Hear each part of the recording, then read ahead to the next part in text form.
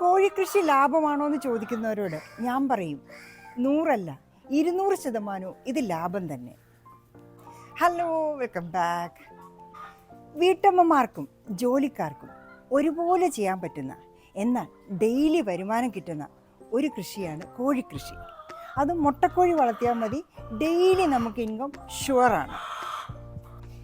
ചെറിയ ചെറിയ കാര്യങ്ങൾ ശ്രദ്ധിച്ചാൽ നമുക്ക് വലിയ ചിലവില്ലാതെ ഇവരെ വളർത്താം. നല്ല രീതിയിൽ നമുക്ക് ഡെയിലി മുട്ട കിട്ടുകയും ചെയ്യും.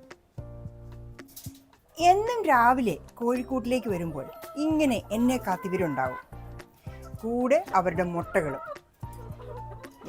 ഇവിടെ ഇന്ന് 3 പേരിട്ടിട്ടുണ്ട്. ഇനി ബാക്കിയുള്ളവരൊക്കെ 6 മാസം പ്രായം ഇപ്പോൾ ഇട്ട് തുടങ്ങും. ഇവർ മോർണിംഗ് സെക്ഷനാണ് യൂഷ്വലി മുട്ടകളെല്ലാം. ഇവരെല്ലാവരും BB380 ആണ്. ഇവർ 2 വർഷത്തോളം നമുക്ക് മുട്ട തരും. അതിൽ ഒരു ഹാർഡ്ലി ഒരു 2 മാസം ഇവർ മുട്ടയിടാതെ ഒരു റെസ്റ്റിംഗ് പീരീഡ് ഉണ്ട്. അല്ലാതെ എല്ലാ ദിവസവും മുട്ടയാണ്. ഇങ്ങനെ വന്ന് ഡെയിലി മുട്ട എടുക്കണോ?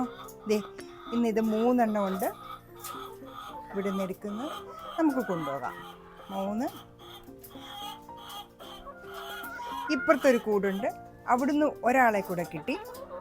ഇനിയും വരും. ബാക്കിയുള്ള 14 പേരും പല സമയങ്ങളിലായിട്ട് യൂഷ്വലി മോർണിംഗ് സെക്ഷനിൽ എല്ലാം ഇട്ട് തീർക്കും. അപ്പോൾ ഈ 14 പേരും എല്ലാ ദിവസവും മുട്ടയിടില്ല. ആവറേജ് ഒരു 12 മുട്ട വീതം ഡെയിലി കിട്ടും.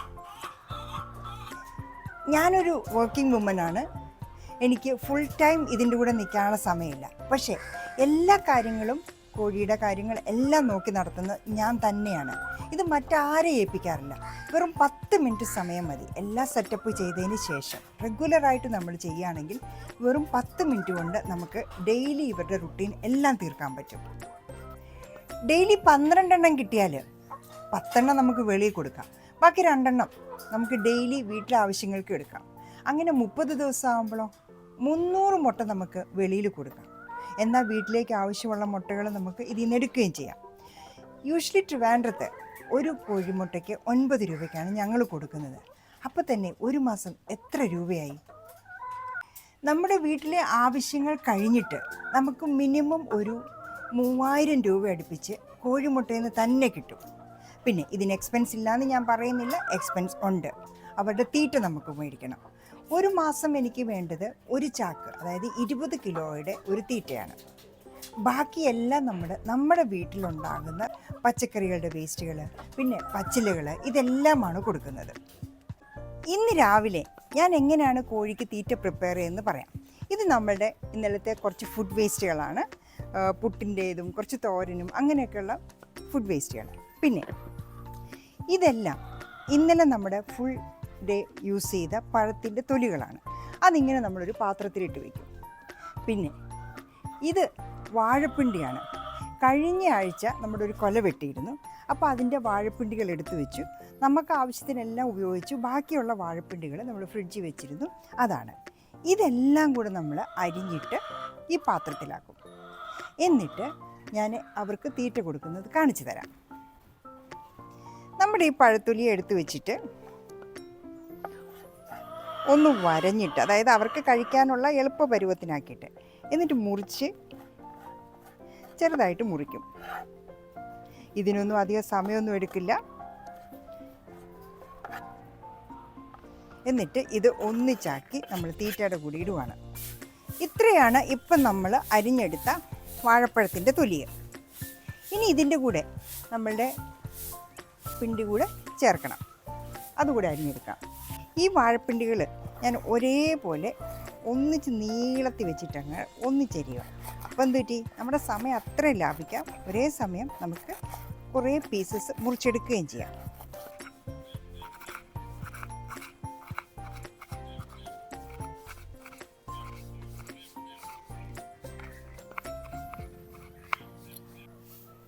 അപ്പോൾ ഒറ്റയടിക്ക് ഇത്രയും പീസ് ഒന്നിച്ചായിട്ട് മുറിച്ചെടുക്കാൻ പറ്റും.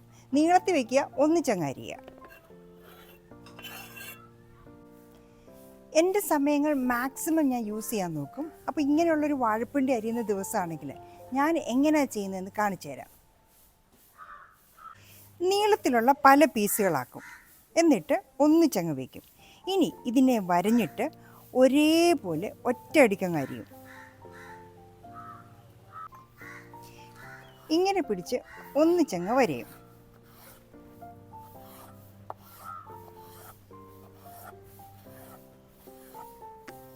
എല്ലാം വരഞ്ഞു കഴിഞ്ഞ് ഇനി ഒന്നിച്ച് വെക്കുക, ഒന്നിച്ചരിയുക.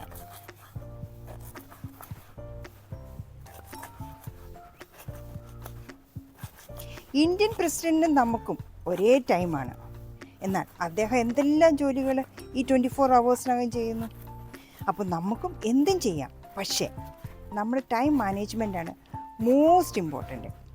അപ്പോൾ എനിക്ക് എല്ലാ കാര്യങ്ങളും മാനേജ് ചെയ്യണമെങ്കിൽ എല്ലാം എങ്ങനെ ഈസി ആയിട്ട് ചെയ്യാൻ പറ്റുമോ അത്ര എല്ലാ ഈസി മെത്തേഡ്സ് ഞാൻ നോക്കും. അപ്പോൾ അങ്ങനെ കണ്ടുപിടിച്ചൊരു മാർഗമാണിത്. പലരും ഇങ്ങനെ ചെയ്തിട്ടുണ്ടാകാം. കേട്ടാ, എല്ലാം ഒറ്റയടിക്ക് നിമിഷ നേരം കൊണ്ട് അരിഞ്ഞെടുത്തു. അങ്ങനെ നമ്മുടെ കോഴിത്തീറ്റയുടെ പ്രിപ്പറേഷനാണ്. അടിയിൽ ഇന്നലത്തെ ഫുഡ് വേസ്റ്റ്, കുറച്ച് പുട്ട്, കുറച്ച് തോരൻ, അങ്ങനെയുള്ളതെല്ലാം.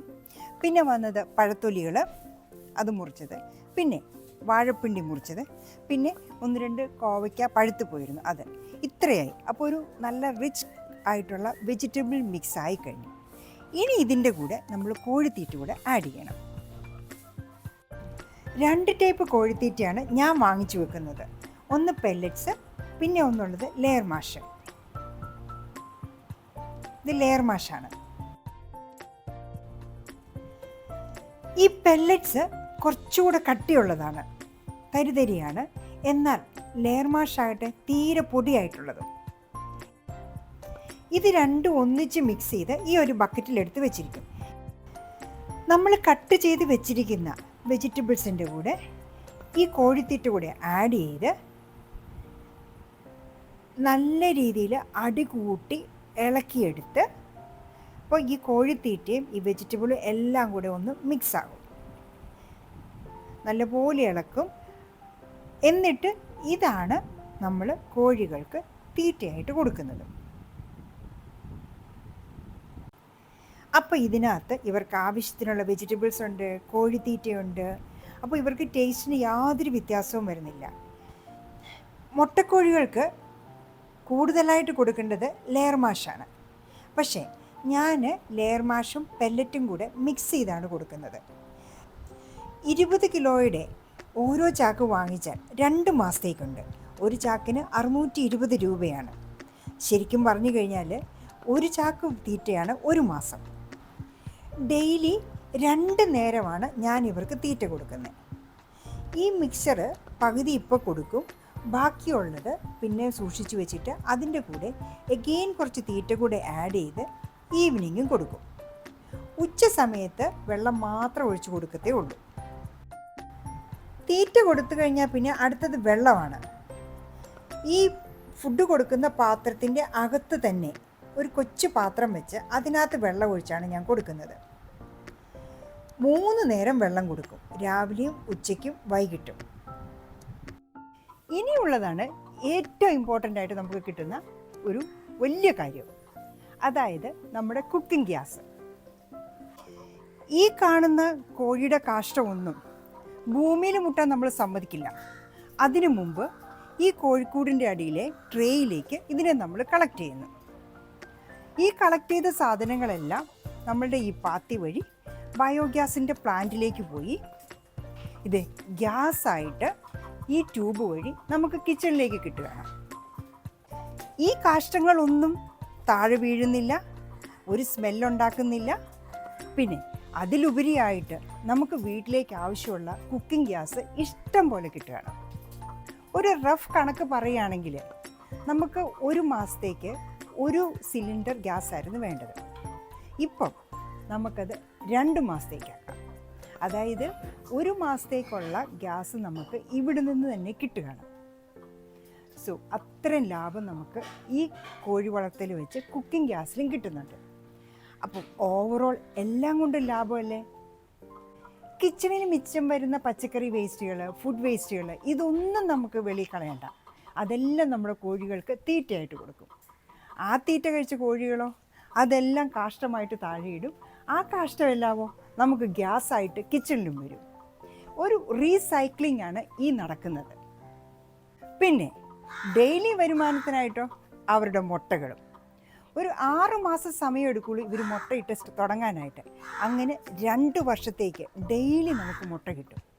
ഒരു വർക്കിംഗ് വിമൻ ആണെങ്കിലും ഒരു വീട്ടമ്മയാണേലും ഇതൊരു എക്സ്ട്രാ വരുമാനമല്ലേ? ആർക്കും ചെയ്യാൻ പറ്റുന്ന, എന്നാൽ ഈസി ആയിട്ട് ചെയ്യാൻ പറ്റുന്ന ഒരു കാര്യമാണ് ഈ കോഴി വളർത്തൽ. ഡെയിലി വരുമാന മാർഗമായി എല്ലാം കൊണ്ടും 100% വരുമാനമുള്ള ഒരു സാധനമാണ് മുട്ടക്കോഴി വളർത്തൽ, അതും BV380. പിന്നെ ബയോഗ്യാസ് പ്ലാന്റിനാണെങ്കിലോ ഫസ്റ്റ് ടൈമുള്ള ഇൻവെസ്റ്റ്മെൻറ്റേ ഉള്ളൂ, അത് കഴിഞ്ഞാൽ പിന്നെ ഒന്നുമില്ല. അപ്പം ഈ പ്ലാന്റ് വഴി നമുക്ക് ഇവിടുത്തെ വേസ്റ്റ് എല്ലാം ഇതിനകത്താണ് പോകുന്നത്, നമുക്ക് ഉപകാരം മാത്രമേ ഉള്ളൂ. ഫസ്റ്റ് ടൈമായിട്ട് ഇത് ഇൻവെസ്റ്റ് ചെയ്യുമ്പോൾ റഫ്ലി അറൗണ്ട് 25,000 റുപ്പീസോളം എനിക്ക് ചിലവായിട്ടുണ്ട്, അതും 5 വർഷം മുമ്പ്. പിന്നെ കോഴിക്കൂടിനെല്ലാം കൂടെ ഇത് ഹൈടെക് കൂടാണ്. ഞാൻ 2 കോഴിക്കൂടാണ് മേടിച്ച് വെച്ചത്. എനിക്ക് തോന്നുന്നു അന്ന് ഏതാണ്ട് 5 ഇയേഴ്സ് ബാക്ക് ഏതാണ്ട് 8,000 റുപ്പീസായിരുന്നു ഒരു കൂടിന്. അപ്പോൾ നമ്മൾ കാൽക്കുലേറ്റ് ചെയ്യണം എത്ര രൂപയായി എന്നുള്ളത്. എത്രയാണേലും ഇത് ലാഭകരമായ ഒരു ബിസിനസ് തന്നെയാണ്. പിന്നെ വീടും പരിസരവും എത്രയും വൃത്തിയാക്കിയിടാൻ പറ്റുമോ അത്രയും വൃത്തിയാക്കിയിടാൻ പറ്റും, കോഴികളും ബയോഗ്യാസും എല്ലാം കൂടെ ചേർന്ന്. ഈ പ്ലാന്റിൽ നിന്ന് വെളിയിലേക്ക് വരുന്ന സ്ലറി ഉണ്ടല്ലോ, ഈ വെള്ളം, ഇതാണ് നമ്മുടെ പച്ചക്കറികൾക്കുള്ള വളം. ഇതൊരു സൂപ്പർ വളമാണ്. ഇതിനെ നമ്മൾ 1:5 റേഷ്യോയിൽ ഡൈലൂട്ട് ചെയ്തിട്ട് പച്ചക്കറികൾക്ക് ഒഴിച്ചു കൊടുക്കും. അതുകൊണ്ട് കോഴികൾ വഴി നമുക്ക് പ്രയോജനങ്ങൾ മാത്രമേ ഉള്ളൂ, ഒരു നെഗറ്റീവ് പോയിന്റ് പോലും പറയാനില്ല.